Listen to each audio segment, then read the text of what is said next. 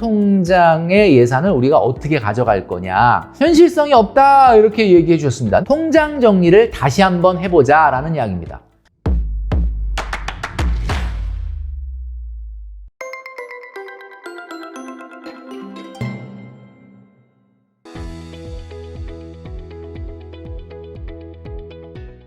네, 여러분 안녕하십니까. 돈으로 혼쭐 내는 남자 돈줄남 김경필입니다. 오늘 이 시간에는 이벤트 자금, 이 이벤트 자금을 어떻게 하면 잘 설계할 수 있는지, 잘 예산을 짤 수 있는지에 대한 그 내용에 대해서 말씀드릴 테니까요. 영상 끝까지 시청해 주시면 좋겠습니다. 자, 이런 말이 있죠. 작전에 실패한 지휘관은 용서해도 경계에 실패한 지휘관은 용서할 수 없다라는 말이 있습니다. 자, 이 말을 누가 했느냐? 바로 메가더 장군이 했다라고 합니다. 자, 그런데 이 이야기보다 우리가 훨씬 더 친숙하게 많이 들어봤던 이야기가 있습니다. 아마 군대 갔다 오신 우리 남자분들 다 아실 텐데 바로 작전에 실패한 지휘관은 용서해도 뭐죠? 바로 배식에 실패한 지휘관은 용서할 수 없다라는 이야기입니다.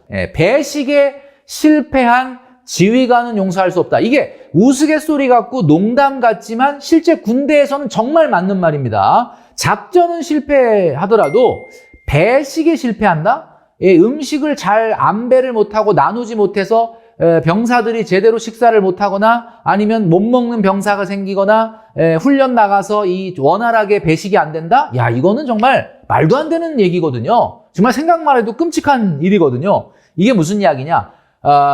부대의 사기 문제도 있고요. 그리고 전력의 심각한 손상에도 문제가 될 수 있다라는 이야기입니다. 제가 여기서 말씀드리는 가장 중요한 내용이 뭐냐? 바로 안배에 관련된 거다라는 이야기죠. 자, 오늘 제가 예산이라는 내용을 말씀드린다고 했기 때문에 자, 안배. 안배가 뭐냐? 자, 예산이 무조건 넉넉하다. 그러면 뭐 예를 들면 여기도 돈을 많이 쓰고 저기도 많이 쓰고 여기저기 많이 쓸 수 있다면 가정의 달에 정말 뭐 어버이날, 어린이날, 스승의 날, 뭐 부부의 날 여러 가지 있는데 뭐 돈을 다 쓸 수 있을 정도로 충분히 있다 그러면 무엇이 걱정이겠습니까? 가장 중요한 건 예산은 항상 한정된 재원을 갖고 잘 나눠야 된다라는 것이 문제라는 거죠. 자, 지방에 광역시 모 아파트의 주차장을 가봤더니 주차장에 이런 그림이 펼쳐졌습니다. 벤츠가 말이죠. 끝도 없이 한 줄로 쫙 연결되어 있는 거예요. 진짜 외제차가 70%입니다. 그래서 제가 이게 뭐 사실 서울의 강남도 아니고 대단하다 이런 생각을 했었는데 제가 착각을 한 것 같아요, 여러분. 왜 착각을 했느냐? 가만히 생각을 해보니까 지방 같은 경우는 서울에 비해서 주거 비용이 적게 들어가죠. 당연히 집에 들어가는 돈이 아무래도 조금 낮으니까 그 부분만큼을 차에다가 투자를 했다면은 차가 좋을 수밖에 없겠구나라는 생각이 드는 거죠. 결국 돈의 안배를 주거 비용보다는 내 차에다가 좀 더 안배를 했다면 차가 좋을 수밖에 없는 겁니다. 자, 그러니까 이거는 정상적이구나라는 생각이 든다라는 거죠. 자, 그런데 여러분, 우리가 지금 항상 이야기하는 거지만 예산이라는 것은 어느 쪽에 힘을 주면 어느 쪽은 힘을 좀 빼야만이 되는 거 아니겠습니까? 자, 이벤트 자금의 통장의 예산을 우리가 어떻게 가져갈 거냐.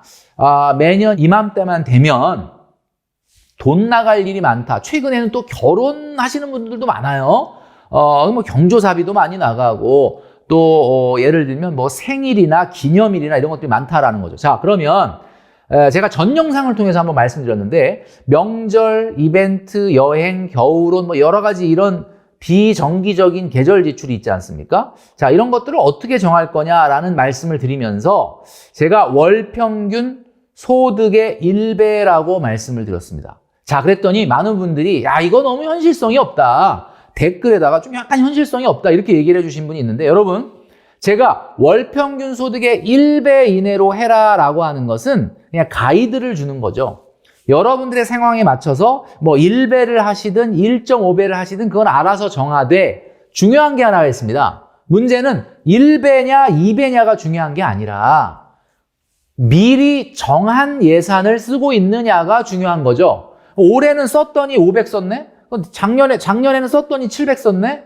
올해 또 써보니까 뭐 한 800 썼네? 이렇게 되면 안 된다. 미리 정해놓은 예산을 써야 된다라는 것이 가장 핵심이고요. 예를 들면 명절, 이벤트, 여행, 겨울옷 말고 자동차 보험료나 재산세까지 내야 되는 분 같은 경우는 월평균 소득의 1배 갖고는 안 되겠죠. 뭐 예를 들면 월평균 소득의 1.5배를 한다. 뭐 이렇게 어떻게 보면 융통성 있게 여러분들이 정해야 되는데 중요한 거는 몇 배냐가 중요한 게 아니고 미리 계획한 거 안에서 쓰고 있느냐가 중요하다라는 이야기죠. 제가 5월 초에 말이죠. 올려드렸던 영상에 보면요. 이 영상에 많은 댓글이 달렸습니다. 연간 기념일을 평균 월 소득 300만 원인 사람이 한 번 이벤트마다 8만 5천 원을 쓰라는 게 가능함? 이렇게 해주셨어요. 추석, 설날, 양가 부모님 용돈, 조카, 세뱃돈 안 가면 모를까? 가면 안 할 수도 없고 보통 적게 써도 설날에 한 번 내려가면 수십만 원이 써질 텐데 라고 약간 현실성이 없다 이렇게 얘기해 주셨습니다. 근데 제가 예를 든 거는 월소득 300만 원인 사람을 얘기한 거예요. 월소득 300만 원인 사람. 그 다음에 조금 현재 물가랑 좀 안 맞는다. 아무리 300벌이라 하더라도 어버이날 8만 5천 원은 좀 너무했다. 뭐 애들 과자값도 아니고 뭐 죽어도 욕먹을 것 같다. 뭐 이런 이야기를 써주셨는데 이런 댓글들을 제가 뭐라고 하는 건 아닙니다. 저도 이 댓글에 100% 공감합니다. 예, 맞는데 문제는 나름대로 안배라는 거는 말이죠. 내가 예를 들면 이쪽에 돈을 어느 정도 써야 된다면 다른 거를 어떻게든 줄여야 돼요. 그러니까 줄이고 나서 이 정도를 해야 되는 거죠. 왜냐하면 무한정 쓸 수는 없는 거란 말이에요. 그럼 뭐 어버이날도 제대로 해야 되고 어린이날도 제대로 해야 되고 결혼식도 뭐 5만 군데 다 쫓아다녀야 되고 뭐 이렇게 되면은 예산이라는 것 자체는 무너질 수밖에 없는 거 아니겠습니까? 최근에 이제 기사들을 보니까 가정의 달인데 한숨만 나온다. 외식과 뷔페, 놀이공원까지 다 올랐다. 뭐 당연하죠. 최근에 물가가 상당히 많이 올라갔으니까. 삼겹살 외식하려다가 끝내 포기했습니다. 뭐 이런 기사가 있었는데 참 좀 안타까운 그런 기사. 가정의 달을 앞두고 숨 막히는 가장들. 외식 한 번이 30만 원이다. 뭘 먹으면 외식 한 번.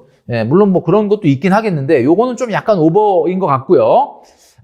예산이라고 하는 것이 왜 중요하냐. 최근에 여러분 뉴스를 통해서 보셨지만 미국의 부채 한도 문제가 상당히 심각하게 거론되고 있고 이 상태로 가서 의회가 부채 한도를 늘려주지 않으면 6월 1일자로 디폴트가 된다. 야, 미국의 이 부채가 말이죠. 31조 달러라고 합니다. 31조 원도 아니고요. 31조 달러.